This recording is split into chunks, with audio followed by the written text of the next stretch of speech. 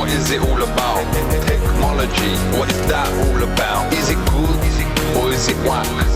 Is it good, is it whack? What is it all about? Science, what is it all about? Technology, what is that all about? Is it good, is it good, or is it whack? Is it good, is it whack? What is it all about? Well, that was a filthy weekend, and I thought it's a good opportunity to show you some of my wet weather setup tips. The foam's out of the juice bottle. I'm sad about that, but there was just too many people commenting saying that there's something called a BPA gives you cancer, and I'm not into that. But maybe one day there'll be a better solution and it'll be good times for everyone.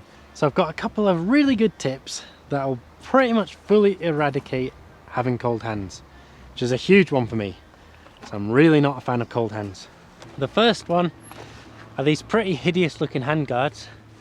They're just the ones that you buy, but I've just whacked a bit of duct tape on the top to give it a proper sleeve, and that'll remove wind chill, which is the first factor involved in cold hands.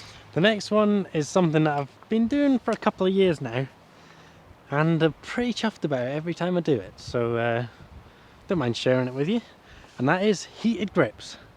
As you can see, a couple of wires heading inside my gusset grips.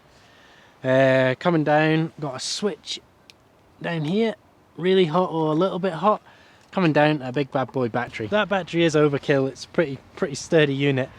I'm sure you could get a way more high-tech battery, but that's just the cheaper one I got, and it lasts way over an hour of toasty hands. I mean, that's amazing because you can run your core a lot colder than you would do otherwise, so you can go for it way more on the stages while still maintaining warm hands and control. So pretty much well good for racing and makes life in the winter so much better.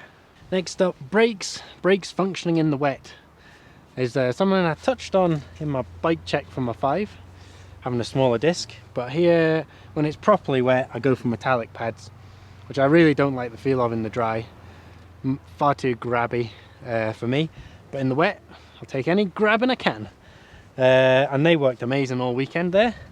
Could really rely on my brakes from doing the job, even when you go through puddles or when the track becomes a river, as it did do in practice.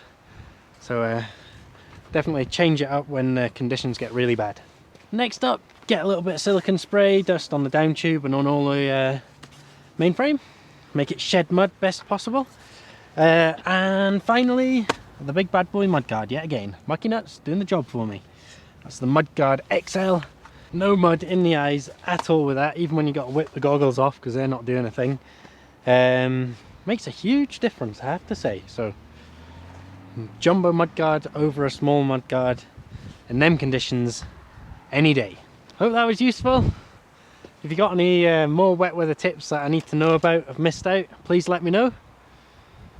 And maybe if I get 1 million likes or whatever you call them, then I'll do the how to build your heated grips in 20 minutes and all the parts required.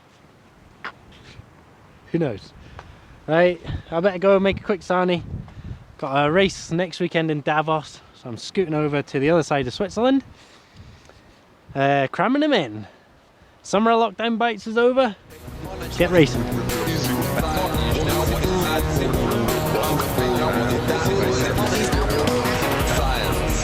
What is it all about? Technology, what is that all about? Is it good, or is it whack?